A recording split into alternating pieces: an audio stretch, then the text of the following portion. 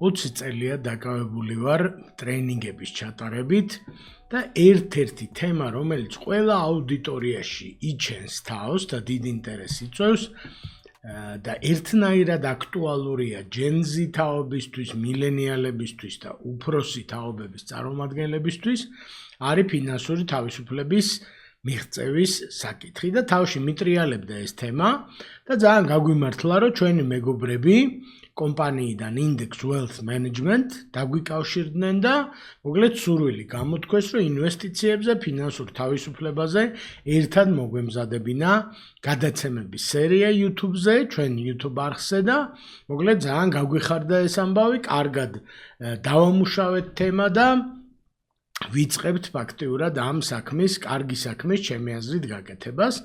Index Wealth Management-ის საქმიანობა უძრავ ქონებას უკავშირდება და მათ საინვესტიციო მრჩეველებს შეუძლიათ გაგიზიარონ გამოცდილება თუ როგორ შეიძლება ამ სფეროში კონკრეტულად უძრავ ქონებაში ინვესტირება ფინანსური დამოუკიდებლობის მიღწევის ერთ-ერთ გზად გადაიქცეს.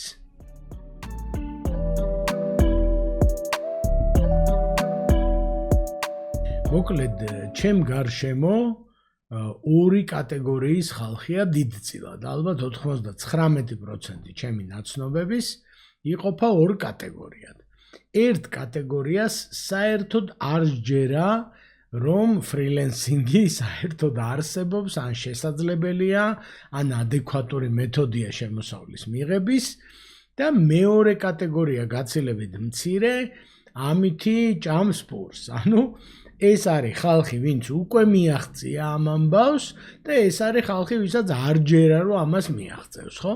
ამ შემთხვევაში მე უფრო ჩემ თაობას და ჩემთან ასაკით მოახლოებულ ხალხს გულისხმობ, თუმცა ამ ვიდეოში მე მინდა დაგარწმუნოთ, რომ ჩვენ გვერდით აქ თბილისში, საქართველოში 20 წლიდან 60 წლამდე ასაკის ხალხი ფრილანსერობს და იღებს დამატებით შემოსავალს და ფრილანსერობს არა მარტო ერთი მიმართულებით, ანუ ფრილანსერობას ვეძახით ბევრ დამკვეთთან, ბევრ პატარ-პატარა შეკვეთაზე თანამშრომლობას. ანუ ამას ვსახავთ როგორც ალტერნატივას ერთი სამსახურის, სადაც იმუშავებ და ხელფასს მიიღებ, ხო?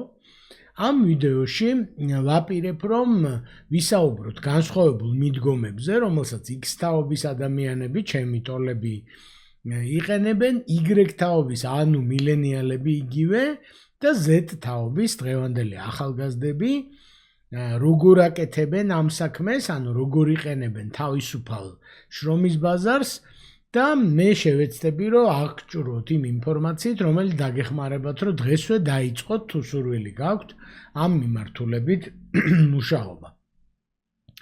ესე იგი, ფაქტობრივად დღეს ჩვენ ვლაპარაკობთ იმაზე, რომ ადამიანი ან სრულად გადართულია ფრილენსერობაზე და მცირე დაკვეთებზე, ან არსებული სამსახურის პარალელურად ახორციელებს აი ამ დამატებით დაკვეთებს, ხო? ეხლა ეს ძალიან მნიშვნელოვანი საკითხია, იმიტომ რომ ძალიან დიდი განსხვავებაა როგორც წესი დასაქმებულ პროფესიონალს, რაც ბანკებში გავატარეთ 15 წელი, სახელმწიფო სექტორში ვიმუშავე და დასაქმებულ ბევრ პროფესიონალს აქვს შეგრძნება, რომ დაუგროვდა ცოდნა გამოცდილება და უნდა რომ თავისუფალ ბაზარზე გამოვიდეს, ოღონდ ცოტა ვიწროდ უყურებენ ხოლმე ალტერნატივებს და ფიქრობენ, რომ დღესვე თავი უნდა დაანებონ ყველაფერს იმისთვის, რომ დაიწყონ დამოუკიდებელი რაღაცა ბიზნესის მშენებლობა, ხო? და ჩვენ ვამბობთ, რომ აი ზუსტად ფრილენსერობა და მცირე დაკვეთები არის რაღაცა შუალედური მდგომარეობა, როდესაც ჩვენ შეიძლება ჯერ იყო დასაქმებული, მაგრამ უკვე დაწყებული გქონდეს დაკვეთების შესრულება, ხო?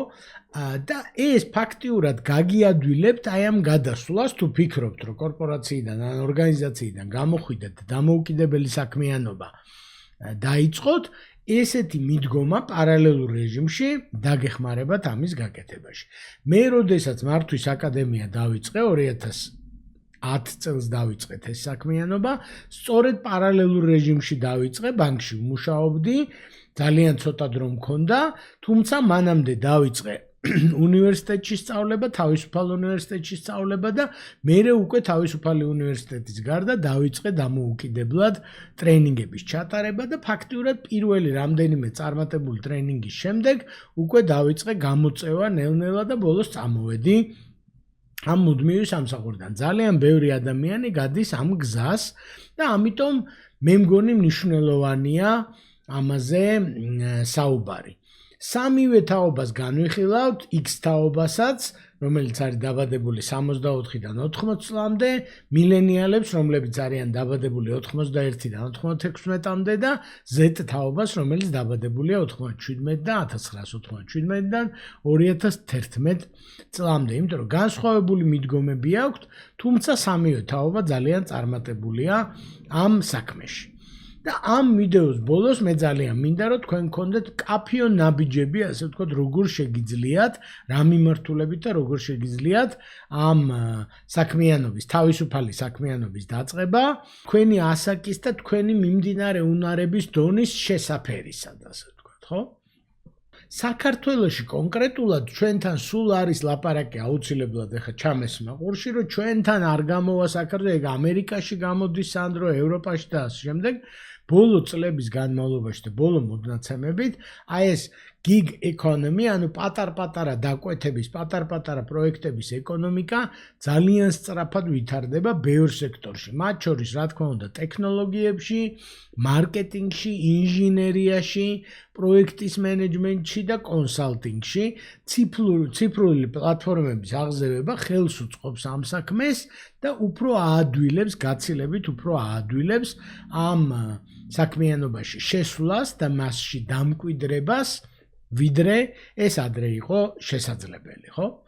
ეხლა სანამ გავაგრძელებ და გადავალ კონკრეტულად როგორ უნდა გავაკეთო და როგორ აკეთებენ ჩვენი თანამოქალაქეები აი ამ დამატებით შემოსავალს როგორ ქმნიან, აუცილებლად მადლობა უნდა გადაუხადოთ ჩვენ მეგობრებს Index Wealth Management-დან, რომლების დახმარების გარეშე ჩვენ ამ სერიას, ფინანსური დამოუკიდებლობის სერიას ვერ შევქმნიდით და გთავაზობთ, რომ გაეცნოთ მათ შეთავაზებებს უძრავი ქონების სფეროში, რომელიც ნამდვილად არის ფინანსური დამოუკიდებლობის მიღწევის ერთ-ერთი ძალიან პოპულარული გზა. ეხლა ვილაპარაკოთ, რატომ არის ფრილენსერობა, ანუ თავისუფლად მუშაობა, ესე შეიძლება ვთარგმნოთ ქართულად, ფინანსური თავისუფლების მიღწევის ძალიან კარგი გზა და რამდენიმე პლუსზე დავკონცენტრირდეთ. პირველი, თქვენ შემოსავლებზე სრული კონტროლი გაქვთ. თქვენ ადგენთ თქვენ ტარიფებს, ნუ რა თქმა უნდა, ბაზრიდან გამომდინარე, იღებთ იმდენ პროექტს, რამდენიც გინდათ, შეიძლება იყოს პერიოდი, როდესაც ბევრ პროექტს აიღებთ, იმიტომ რომ შემოსავლები გჭირდებათ რაღაცისთვის, შეიძლება იყოს პერიოდი, როდესაც შეიძლება შედარებით სუბუქად დაიტვირთოთ თავი, იმიტომ რომ პირადი ცხოვრების და სხვა ასპექტებით იყოთ დაკავებული, ხო? ანუ დატვირთვაზეც კონტროლი გაქვთ და ფასდადებაზეც თქვენ გაქვთ კონტროლი, ხო? მეორე მნიშვნელოვანი უპირატესობა ფრილენსინგის არის დაბალი ზედნადები ხარჯები. თქვენ არ გჭირდებათ ძვირფასი ოფისი, სოფტები და რაღაცები იმისთვის, რომ ეს საქმიანობა შეასრულოთ უმეტესწილად, ესე იგი ხალხი მუშაობს საკმაოდ ხელმისაწვდომ სამუშაო სივრცეში, coworking-ში, ან სახლში, ან რაღაცა მეგობრის ოფისში. მნიშვნელოვანი საგადასახადო შეღავათებია საქართველოში, სხვადასხვა დროს იცვლება, რა თქმა უნდა, კანონმდებლობა, თვით დასაქმებული პირებისთვის, იყო მცირე მეწარმის პროგრამა, ინდმეწარმის რაღაც შეღავათები და ასე შემდეგ და საბოლოო ჯამში თქვენ საშუალება გეძლევათ, რომ მრავალი განსხვავებული ფრილენსინგ შემოსავალი შექმნათ და ფაქტიურად დააბალანსოთ თქვენი შემოსავლის წყაროები, ხო?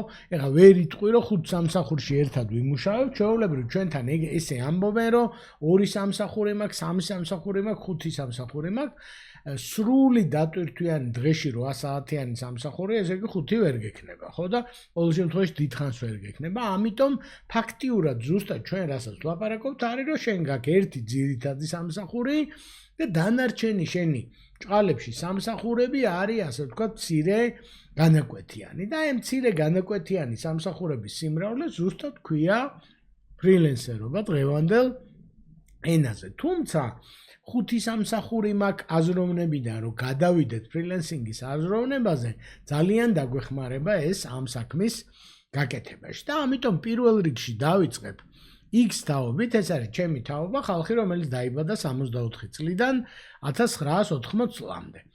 X თაობამ ბოლო 30 წლის განმავლობაში, ანუ საქართველოს დამოუკიდებლობის პერიოდში, მეტი გამოდის, ესე იგი 30-35 წლის განმავლობაში, ნახა, რომ კორპორაციული სამსახური არ არის ძალიან საიმედო, იმიტომ რომ ნახეთ ბევრი კრიზისი, ბევრი შემცირება ორგანიზაციებში, ნახეთ რომ უფროსი თაობის ადამიანებს ორგანიზაციები ხშირად არჩევენ უფრო ახალგაზრდა ადამიანების აყვანას, მით უმეტეს თქვენ თუ შრომის ბაზარზე ხართ უფროს ასაკში, მოკლედ საკმაოდ რთული ამოცანაა, იმიტომ რომ როგორც წესი ეს უფროსი ასაკი, თუ კარგი სპეციალისტი ხართ, ნიშნავს მაღალ მოთხოვნებს ანაზღაურების სტატუსის თანამდებობის მხრივ, მაგრამ ორგანიზაციას ურჩევნია, რომ ასეთ ადამიანში ინვესტიცია ჩადოს უფრო გრძელვადიანი და ეს უბიძგებს, ასე ვთქვათ, ახალგაზრდა ადამიანის აყვანისკენ და ზუსტად აქ არის ჩვენი ძლიერი მხარე, რომ თქვენ მეტი ალბათობით აგიყვანენ კონსულტანტად, ტრენერად, მენტორად და ასე შემდეგ მოკლევადიანი კონტრაქტებით,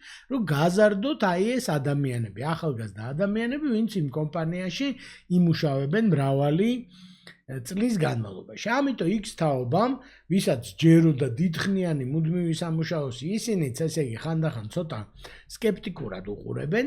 კარგი ეგზემპლარები, ასე ვთქვათ, X თაობის, რომელიც არ ჩამორჩა დროს, საკმაოდ გათვითცნობიერებული არიან ტექნოლოგიებში და იყენებენ ტექნოლოგიებს და ასევე აფასებენ ასაკიდან გამომდინარე სამუშაოსა და პირადი ცხოვრების, თუნდაც დასვენების და ჯანმრთელობის მიხედვის ბალანსს, რასაც მათ ფრილანსერობა რის საშუალებასაც აძლევს ფრილანსერობა, ამიტომ X თაობაში ეს ხალხი არის, ესე იგი 64 წელს დაბადებული გამოვა, რომ არის, ესე იგი 26 და 25 60 წელს გადაცილებული და ყველაზე ახალგაზრდა X თაობა არის 80 წელს დაბადებული და ეს ადამიანი გამოდის შესაბამისად 45 წლის. ანუ 45-დან 60 წლამდე, 60-ზე ცოტა მეტი, აი ამ დიაპაზონზე საუბრობთ, როცა X თაობაზე ვსაუბრობთ, ხო?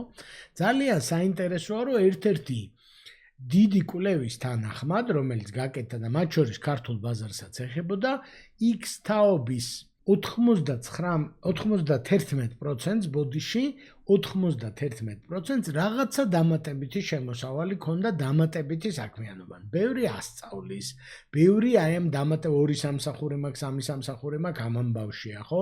ბორდის წევრები არიან, ხანდახან მრჩეველები არიან, კონსულტანტები, მოწაფეები ყავთ სხვადასხვა მიმართულებით, მოკლედ ძალიან გავრცელებულია, თუ X თაობას მიაკუთვნებით, არ გადადოთ თავი, ასე ვთქვათ, არ ჩათვალოთ, რომ ეს თქვენთვის არ არის, რახან რა ვიცი, თანამედროვე ტერმინს ვიყენებთ, ეს არაფერს არ ნიშნავს, ფრილენსერობა ყოველთვის არსებობდა და რა ვიცი, ძირითად სამსახურის პარალელურად ჯერ კიდევ ჩემი მშობლები მოკლედ რაღაცა დამატებით სამუშაოებს იღებდნენ, როცა ამის საშუალება ჰქონდათ. ეს იქნებოდა სტუდენტების მომზადება, მოსწავლეების მომზადება, რაღაცა დოკუმენტაციის მომზადებაში დახმარება და ასე შემდეგ პროექტების საინჟინრო, არქიტექტურული თუ სხვანაირი, ხო?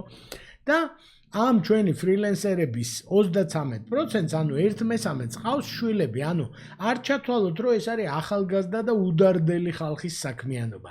ისინი ფაქტიურად ფრილენსინგს იყენებენ იმისთვის, რომ დოვლათი, ოჯახის დოვლათი შექმნან და მე მყავს ძალიან ახლობელი ადამიანი, რომელიც, რა ვიცი, ფაქტიურად ჩემ აღზრდაში იღებდა მონაწილეობას და ჩემგან გაიგო ამ ადამიანმა, ასე ვთქვათ, ეს კონცეფცია და ძალიან წარმატებით ახორციელებს ძირითადი სამსახური. ძალიან კარგი აქვს და კარგად არის დაფასებული ადამიანია თავის ძირითად სამსახურში, მაგრამ ამის პარალელურად თავის კვალიფიკაცია, გამოცდილება, კავშირები გამოიყენა, რომ ბევრი დამატებითი პროექტი გაეკეთებინა და მოკლედ ეს ძალიან კარგი მაგალითია ამ საქმეში. რა თემებში არიან ეს ხალხი? არის კონსულტანტები, თავისი სპეციალობიდან გამომდინარე ძალიან ხშირად ასწავლიან, როგორც აკადემიურად უნივერსიტეტებში, ასევე ტრეინინგებს ატარებენ, პროექტებს მართავენ ან პროექტების კონსულტანტები არიან, უძრავი ქონების კონსულტანტები არიან ძალიან ხშირად და ხშირად არიან ბორდის წევრები ან რაღაცა პროფესიული გაერთიანების წევრები,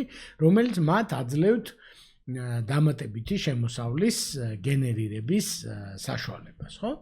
ეხლა მილენიალებზე რო გადავიდეთ, მილენიალების 44% ერთ-ერთი კვლევის დასაქმებული მილენიალების 44% ერთ-ერთი კვლევის თანახმად ქართულ ბაზარზე არის ფრილენსერი. ანუ აქვს რაღაცა დამატებითი საქმიანობა, საიდანაც დამატებით შემოსავალს იღებს.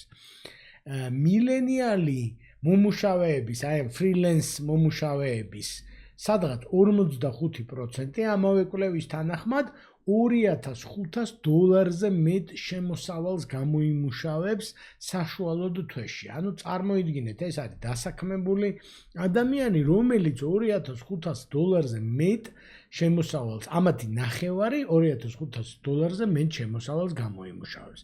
ისინი არიან ესე იგი, მილენიალების დროს აღზევდა ეს პატარა დაკვეთების ეკონომიკა, ამიტომ ისინი არიან მილენიალები, არიან პროფესიონალები აი ამ დამატებითი საქმეების კეთებაში და თუ X თაობისთვის ეს იყო რაღაცა ახალი და გასააზრებელი და დასაფიქრებელი, მილენიალებისთვის ეს არის ჩვეულებრივი ნაწილი, რომ დამატებითი სამსახურები უნდა აიღო, დამატებითი დაკვეთები უნდა აიღო და მოკლედ კარგად იქნები და X თაობისგან განსხვავებით სამუშაო უსაფრთხოება და სტაბილურობა მათთვის ნაკლებად მნიშვნელოვანია, ვიდრე ინტერესი, საქმის ინტერესი და ახალი დამატებითი შემოსავლის მიღების შესაძლებლობა. ამიტომ არ ეშინია ამ ხალხს, რომ ძირითადი სამსახურის პარალელურად რაღაცები გააკეთონ, ტექნოლოგიურად ადაპტირებულები არიან და ბუნებრივი მიდრეკილება აქვთ ონლაინ პლატფორმების გამოყენებაში, რაც ფრილენსერობას ძალიან აადვილებს. თემები რო ავიღოთ, ციფრულ მარკეტინგში არის უამრავი მილენიალი, სოციმედიის მენეჯმენტში უამრავი მილენიალია, ფოტო და გრაფიკულ კონტენტს ქმნიან და ასე ემსახურებიან, ესე იგი, ორგანიზაციებს და სააგენტოებს, ციფრულ რეკლამაში არიან ჩართული, ვებ დეველოპმენტი, ვებ დიზაინი, მათი საქმეა, თარგმანი, დოკუმენტების შექმნა, დამუშავება, ანალიტიკა, ონლაინ სწავლება და რეპეტიტორობა ძალიან გავრცელებულია მილენიალებში, ვიდეოგრაფია და ვიდეო კონტენტის წარმოება ძალიან გავრცელებულია. აქედან რაღაცა თუ გეცნობათ და მილენიალი ხართ, რა თქმა უნდა, არც ერთი სფერო არ არის ჩაკეტილი კონკრეტული ასაკობრივი ჯგუფისთვის, უბრალოდ სტატისტიკა მოგვყავს კვლევაზე დაფუძნებული. ეხლა Z თაობაზე რო გადავიდეთ, ნახევარზე მეტი, Z თაობის ნახევარზე მეტი არის ფრილენსერი. ანუ ძირითადი საქმის გარდა ცდილობს, რომ დამატებითი შემოსავალი მივიღოს. ყველაზე მაღალი მაჩვენებელი აქვს ნებისმიერ თაობასთან შედარებით მთელ მსოფლიოში და ჩვენთანაც. ისინი თავიდანვე ეძებენ ფინანსურ დამოუკიდებლობას, მოქრმლინულობას, მრავალჯერად და მრავალფეროვან წყაროებს შემოსავლის და წინა თაობებისგან განსხვავებით Z თაობა გვერდით საქმიანობას აუცილებელ წყაროდ მიიჩნევს. გახსოვს რა ვთქვით, რომ X-ები მოიფიქრეს როგორც იქნა, რომ დასჭირდათ მილენიალებისთვის ეს ჩვეულებრივი ამბავია და Z-ისთვის ეს არის აუცილებელი, რომ თუ არ აგაქვს დამატებით შემოსავალი, მოკლედ ეს არ არის ნორმალური. ძალიან კომფორტულად გრძნობენ Z-ები, რა თქმა უნდა, თავის ციფრულ პლატფორმებზე. მეწარმეობის სულისკვეთება არის მათში და ეს ფულთან ძალიან ჯანსაღი და პრაგმატული დამოკიდებულება აქვს და ხშირად ცდილობენ თავისი უნარების და ჰობის მონეტიზაციას, მუსიკალური ჰობი ექნებათ, სპორტული, კომპიუტერული თამაში თუ სხვა, ცდილობენ რომ იპოვონ მონეტიზაციის შესაძლებლობები და ძალიან კარგად იყენებენ პასიური შემოსავლების გენერირების შანსებს. თემები, კონტენტის შექმნა, ინფლუენსერ მარკეტინგი, მთლად Z-ების გამოგონილია თქვა, არ ვიცი, მაგრამ Z-ებმა ააყვავეს ინფლუენსერობის სტატუსი, ელექტრონული კომერცია და დროპშიპინგი, ანუ სხვისი პროდუქტების ონლაინ გაყიდვა, ონლაინ კურსების შექმნა ძალიან პოპულარულია და ძალიან კარგად გამოსდით, ვირტუალური ასისტენტის დახმარება, ანუ ფაქტიურად ადამიანის ვირტუალური ასისტენტები არიან, აპლიკაციების შემუშავება და ციფრული სერვისები, კრიპტოვალუტა და ციფრული აქტივების ფლობა, მოკლედ ეს არის მილენიალების კი არა და ბოდიში Gen Z-ის მთავარი აქცენტები. ეხლა რა გავაკეთოთ პრაქტიკულად, ხო? პირველ რიგში გამოიწერეთ ჩვენი არხი, იმიტომ რომ ამ თემაზე და სხვა საინტერესო თემებზე ყოველკვირეულად ვათავსებთ ახალ ვიდეოებს. მარტო ამ სერიაში, ფინანსურ დამოუკიდებლობის სერიაში 8 ვიდეოა, შეიძლება უკვე ყველა არის გამოსული ეტაპობრივად გამოდის და ჩვენი ვიდეოს აღწერაში არის ლინკი პლეილისტის, რომლითაც შეგიძლიათ ყველა ვიდეო ნახოთ.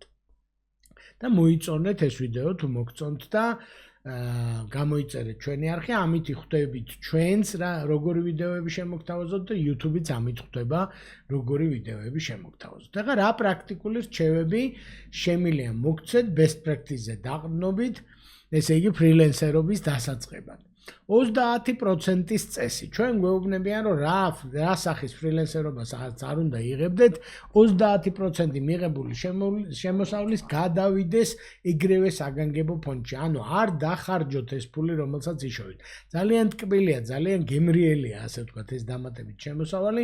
30% გახსოვთ ჩვენი რონის პრინციპი, რომ 30% წავიდეს პირდაპირ. იმიტომ რომ ეს შემოსავალი თქვენ არ გქონიათ და ამიტომ აქედან დაზოგვა თავიდანვე დისციპლინად უნდა გადავაქციოთ, ხო? მეორე, შექმნით შემოსავლის მრავალი წყარო. თქვენ რო კონსულტანტობა ან ტრენერობა დაიწყოთ, როგორც მე დავიწყე თავის დროზე, თავიდან რამდენიმე კარგი პროექტი რო გამოჩნდება, გეჩვენება, რომ სულ ასე იქნება, რომ რა კარგია, რა გადასარევია, ეხლა ამ ფულს დავხარჯავ, მე ახალს ვიშოვი და ასე შემდეგ. ესე არ არის. უნდა დივერსიფიკაცია გააკეთოთ, იმიტომ რომ ყველა ბაზარს, ყველა საქმიანობას აქვს მშრალი პერიოდები, უფრო აქტიური პერიოდები და ამიტომ აუცილებლად უნდა გააკეთოთ დივერსიფიკაცია და აუცილებლად განიხილეთ პასიური შემოსავლის წყაროები აი ამ აქტიური თქვენი ფრილენსინგის პარალელურად. პასიურ შემოსავლებზე ცალკე ეპიზოდი გვაქვს ჩვენ ამ ფინანსური დამოუკიდებლობის სერიაში. იფიქრეთ ციფრულ პროდუქტებზე, კურსებზე, ინვესტიციებზე, რომელიც ფულს გამოიმუშავებს, როცა თქვენ გძინავთ. ეს არის პასიური შემოსავალი და ამიტომ ამაზე ცალკე ეპიზოდი გვაქვს და ის ნახეთ აუცილებლად. მესამე ნაბიჯი.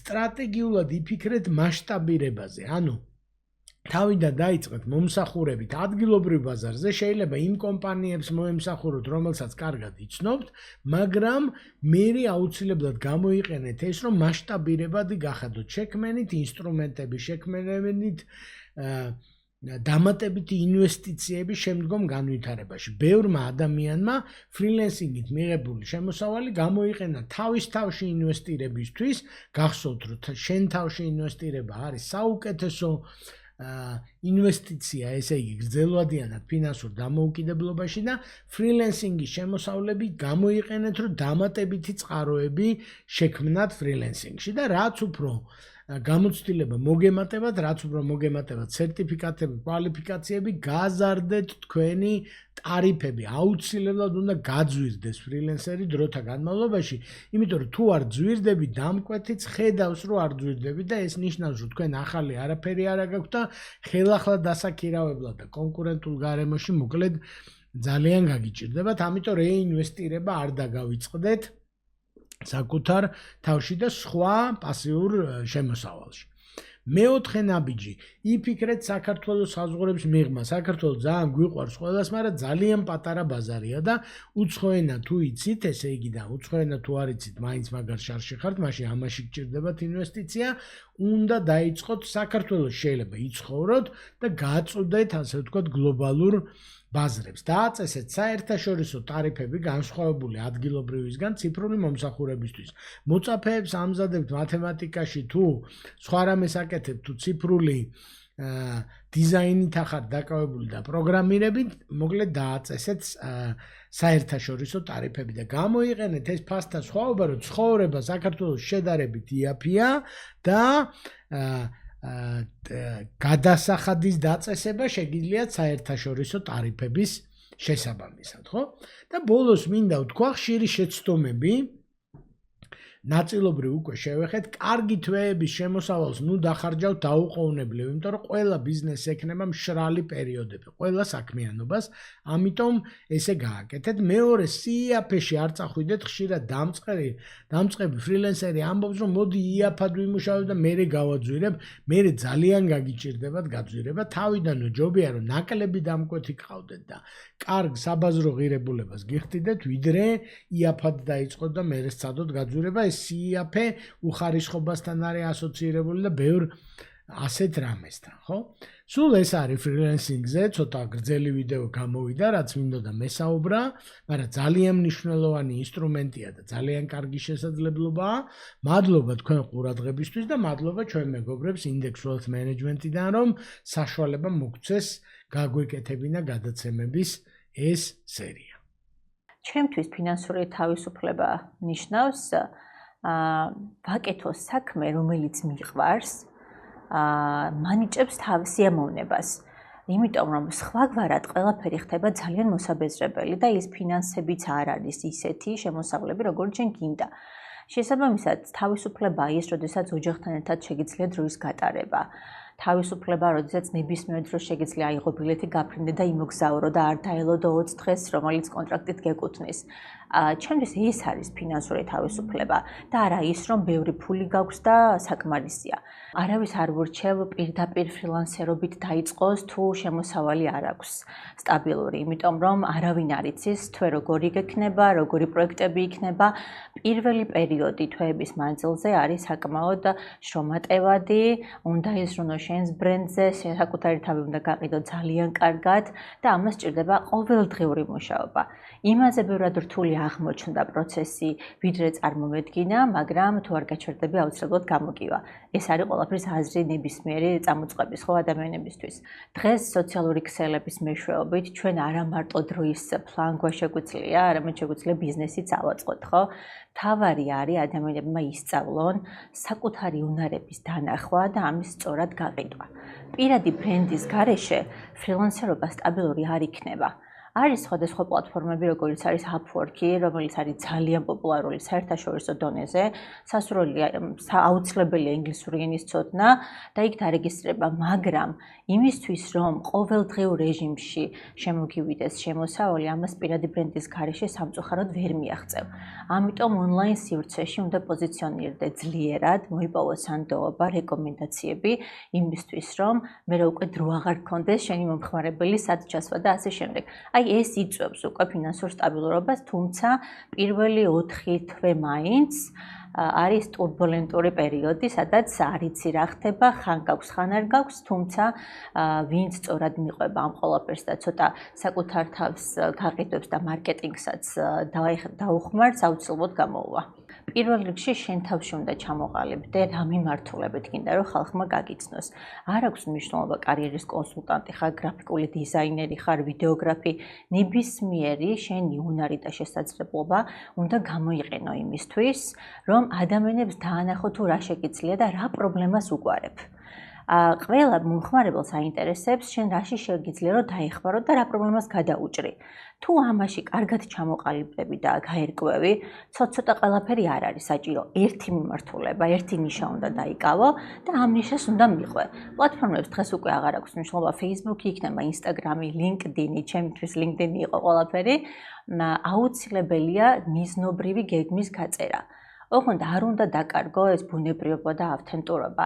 ძალიან გაყიდვების პოსტები, გაყიდვების ვიდეოების თორები არ არის ეფექტური. შენს აუდიტორიასთან უნდა დაამყარო ემოციური კონტაქტი, იმიტომ რომ ადამიანები ყიდულობენ ადამიანებისგან. და თუ შენ არ შეგიძლია ემოციური კავშირის აუდიტორიასთან დამყარება, ფაქტობრივად მომხმარებელს ვერ მოიყვან. და თვეების განმავლობაში იქნები გაყიდვების სპიჩებით, რომელიც შედეგს ნაკლებად მოგიტანს. შენ თვითონ ირჩევ ვის იმუშავო, კლიენტს შენ თვითონ ირჩევ, დროს შენ თვითონ ამენეჯმენტებ, შენი სერვისის მომსახურების ფასადს შენ თვითონ ადებ, ამიტომ ხარ თავისუფალი ყველა ასპექტში.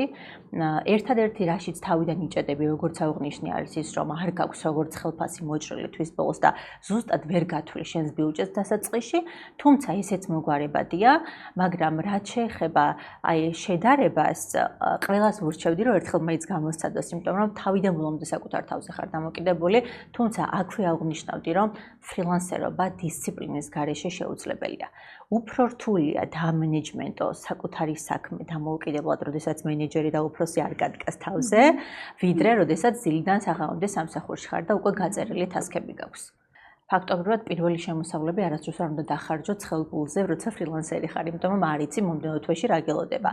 შესაბამისად, ინვესტირება საკუთარ თავში უნდა გააკეთო, შემოსავლის დიდი პროცენტი უნდა გადადო ანაბარზე, არ ვიცი როგორც შეგიძლია ინვესტიცია რო გააკეთოს ადამიანმა და გათვალო მინიმუმ 3-4 თვის სამყოფი თანხა. რაღაცები უნდა დავთმოთ დასაწყისში იმისთვის, რომ ხარისხი არ დავაგდოთ, იმიტომ რომ ფრილანსერობა და თავისუფალი გრაფიკი არ ნიშნავს იმას, რომ შენ ჭკუაზე იმუშავებ პირიქით, მაქსიმალურად უნდა იყოს მომხმარებელზე ორიენტირებული და ყველაფერი უნდა გააკეთო იმისთვის, რომ დედლაინებში არ აცდე, კარგი რეკომენდაციები მიიღო და მოკლედ იმაზე მეტი რესურსი და ენერგია უნდა ჩადო, ვიდრე როდესაც სხვაზე მუშაობ, იმიტომ რომ სხვაზე როდესაც მუშაობ, იქ ყოველთვის არის ვიღაც, ვინც გააუმჯობესებს სიტუაციას, რაც არ უნდა იყოს. აქ კი მარტო ხარ, ამიტომ ყველა უნარი აბსოლუტურად შენ თვითონ უნდა გამოიმუშავა. თუ დასაქმებული ხარ ტრადიციულ სამსახურში, არავის არ ურჩევდი, რომ აი ეგრევე დატოვოთ სამსახური და შეაბიჯოთ ფრილანსერობაში პირიქით. თავისუფლად არის შესაძლებელი, რომ 9-დან 6 საათამდე მუშაობის პერიოდში შეითავსოს ადამიანმა ფრილანსერობა, დაიწყოს აქტიურობა, აირჩიოს სოციალური ქსელი, ნებისმიერი არ აქვს მნიშვნელობა, მეგობრებს დაეხმაროს, ახლობლებს, იმიტომ რომ თავიდან ეს პატარა შიდა რეკომენდაციები ძალიან მოქმედებს. როდესაც ერთს დაეხმარები და კმაყოფილია, მას მეორე მოსდევს.